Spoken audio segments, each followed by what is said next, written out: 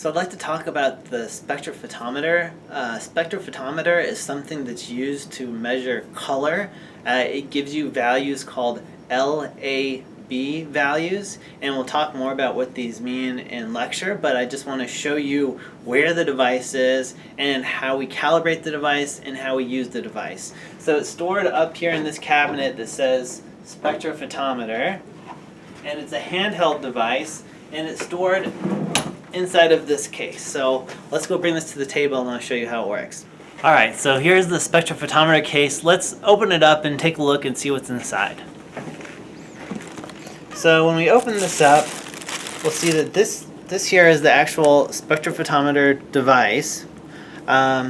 It's got this cap on side of it, or on top of it, and this cap actually acts as the calibration. So that little white dot there is what calibrates the color on this spectrophotometer to give it a good white balance.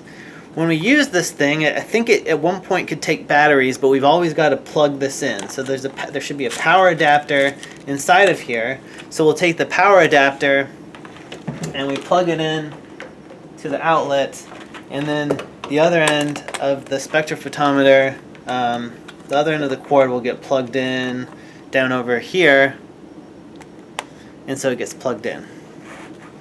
And once you plug it in, the spectrophotometer will automatically turn on, and there should be, without touching anything, there'll be something that says white calibration. And remember, this cap that's on top of here has to be on the top of the spectrophotometer, and it's got the white calibration there, so that stays on the top.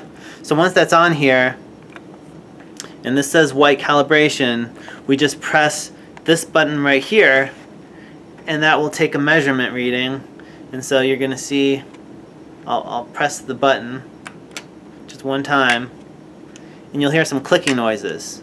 And that is it's actually making some measurements to calibrate the probe.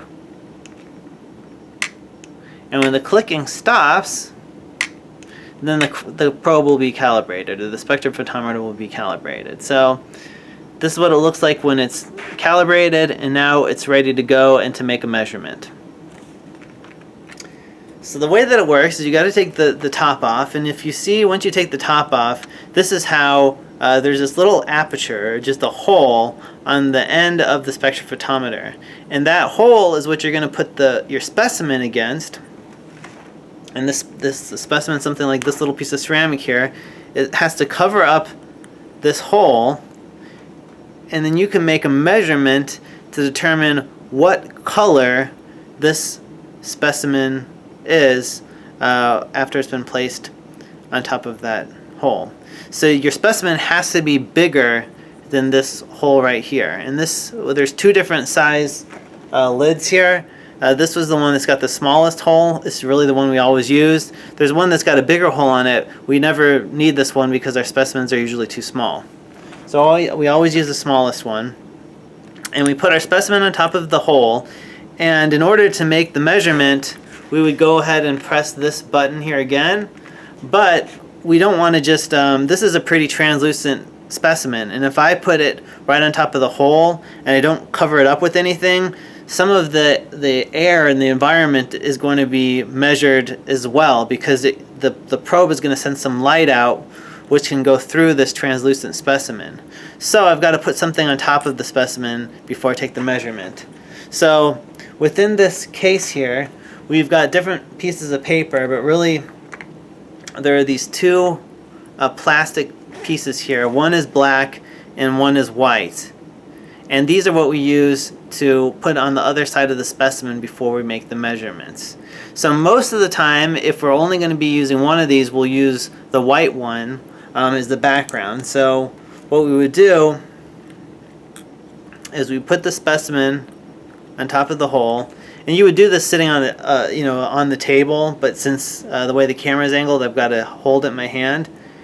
Then you put the white background on top of it, and now you can press this little button, and you'll hear the clicking, and you'll see the light go off again. And it does it 2 times. And then on the back, now it's going to give you these LAB values. So you see there's an L value of 60.36, an A value of 1.32, and a B value of 0.04. And again, I'll explain more about what those LAB values mean in our lectures later, but that's what you're going to want to record. So the machine doesn't record it. You basically have to go get a piece of paper, and you just transfer that information to a piece of paper. So you would write, for specimen 1, you'd have your L values, their A values, and their B values. And so the L was 60.35. The A value was 1.32, and the B value was 0.04. And you just write that down. Sometimes another test that we'll do is we want to find the translucency. We don't want to just know what the color is of this. Like this LAB value here can be translated into a color. It represents, like A1 or B4. It represents a color. Something else that we want to do with these specimens is we'll want to know translucency. So in order to measure how translucent the specimen is, what we do is we measure its color against one of these black backgrounds and against one of these white backgrounds. And what would happen is, let's say this was a very opaque specimen, like it's not very translucent. In that case, when I measured the color against a black background and against a white background, the value would be very similar. It would maybe be exactly the same, because it wouldn't make a difference what's behind the specimen because it's so opaque. If I've got a very translucent specimen, using a white background and a black background will make a big difference in the color because there's a lot of light going through the specimen to the background. So we just measured our specimen against a white background. Let's do it against a black background and see how different the value is. So again, we put the specimen on top of the little aperture. We put the black background on here, and now we press the button. We're going to hear the 4 clicks, and now we've measured the specimen. So now we can see our L value is 51.16, our A value is 0.04, and our B value is negative 5.61. So let's write that down. 51.16, 0.04, and negative 5.61.